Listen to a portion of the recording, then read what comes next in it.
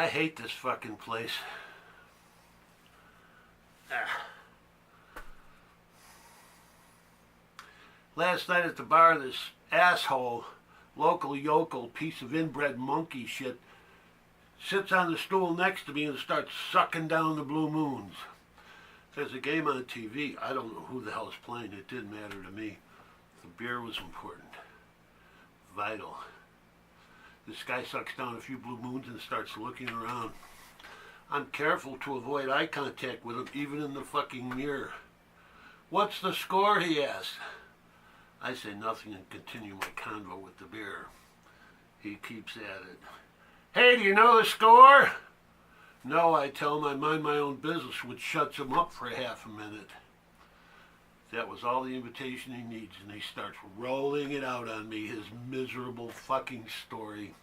I did all I could to avoid it, but some things are inevitable. He rolls it out. Are you from around here?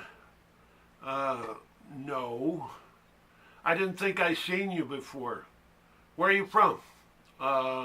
Indiana? Whereabouts? The middle? Yeah. Things are picking up around here. A lot of out-of-towners. I get up and go to the can. This guy was suffocating me. I take a seat on the shitter and have a smoke and give this bastard enough time to move along. When I get back, he's still there. There's a fresh pint in front of my stool. This is a cautionary tale. There is no such thing as a free beer. I thank him for the beer and look in the mirror for a open seat someplace far away. He rolls it out. Yeah, I grew up here. I went to school here. I can never get out of here. I have a landscaping business. Remind me later, I'll give you my card. You ever ride a mini bike? When I was a kid. Right, what did you have? I didn't. I mean, the other kids did some. I rode theirs once or twice. When I was 14, there was this kid, Roger Amenta. He lived here for the summer. His mother fucked a newspaper boy, and his father committed suicide, and they moved to Buffalo or somewhere. He had a rupp 4-stroke, and we used to take it out to the bogs. Play Evel Knievel, right? One day, summer, about 9, it was a perfect day. Motion picture day. When I run it through my mind, it's as if it were a Super 8 film or whatever. Anyway, we're out there for an hour or so, doing jumps, popping wheelies, brodies, endos, the whole thing. It was an awesome little machine, metallic blue. The engine sounded like a compressed farting machine. I know it could only go about 20 miles per, but in my mind that thing was fast, if you know what I mean. We go to work on the beer. Some kind of German stuff his father drank. Berghoff. He was a military man. Anyway, after a minute or few minutes, Roger goes off behind a bush to take a piss, and he's back there for a few minutes, and he yells out, "Holy shit!" A second later, he says it again. I go back there to see what he's so excited about, and it's a finger. He thought he was pissing on a muddy cigarette butt, but he had blasted the dirt off of it. It was a finger. We grab some sticks and an old license plate and start digging. There's a hand. A little later, there's a face. Our hearts are racing. We don't say a word to each other, and we dig as fast as we can. It was a woman. I swear to God, the most beautiful woman I'd ever seen. We uncover her chest, and then her face. Her hair was fanned out behind her like a silken spider web. It looked like she just lay down to take a nap. Her skin was the color of a new baseball glove. She had her eyes closed. She was beautiful, angelic. Roger and I looked at each other. My father had told me about things popping up in the bogs, tools, things. There's a wrinkled brown mummy in a museum downtown they found in the bogs back in 1942. This woman looked like she was sleeping. She had a linen shirt that I assume was once white. And when you brushed the dirt away, it was loose. As we were brushing the dirt away, we could feel her breasts, which were still kind of supple. You know what I mean? A little give. We're talking 1,000-year-old titties here. We were 14. We had never touched fucking tit.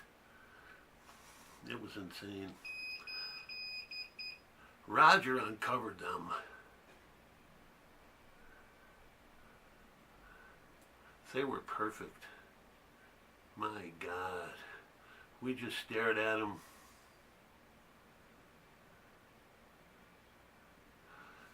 Her skin was quickly turning brown like an apple. Roger ran his hands over one of the boobs and said, "Soft, feel it." I didn't want to, but I did. The skin of the breast was quickly getting hard, tough. Wrinkles began appearing. Soon she was brown as a paper bag. Roger scratched his initials into her right boobie with his fingernail, left a white line. He scratched his initials. "What the fuck are you doing?" "Relax, it isn't hurting her any." I told him I had to go home. We discussed what to do with the woman. We decided to cover her back up again so the animals wouldn't get her, and we would return the next day. We spit into each other's mouths and promised never to tell anyone.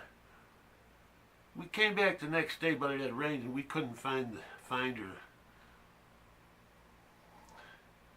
After a few weeks, things went south for Roger's family. He was gone. The lady showed back up again.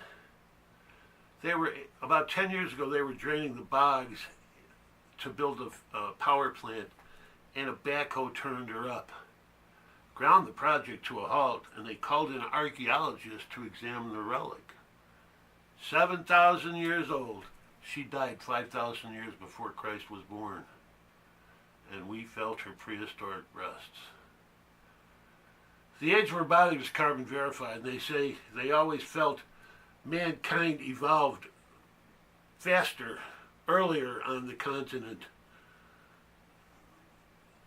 It arrived thousands of years before supposed. And the discovery of the letters found tattooed on her right breast indicated that we felt language had evolved, the symbols more closely resembling more modern alphabet. 7,000 years old. What's the oldest titty you ever felt? I gotta get out of here. Salute.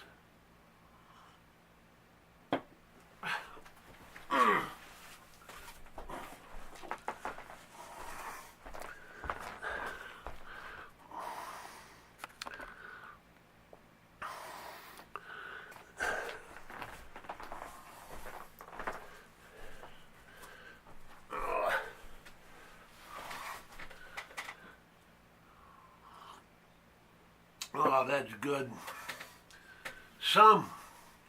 Sometimes call me Diesel because sometimes I need lubrication for the parts. And my WD-40 of choice is that lovely German schnapps, Jägermeister.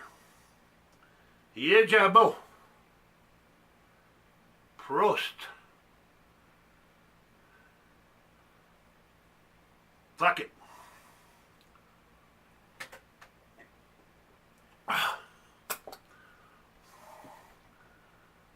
Fuck it.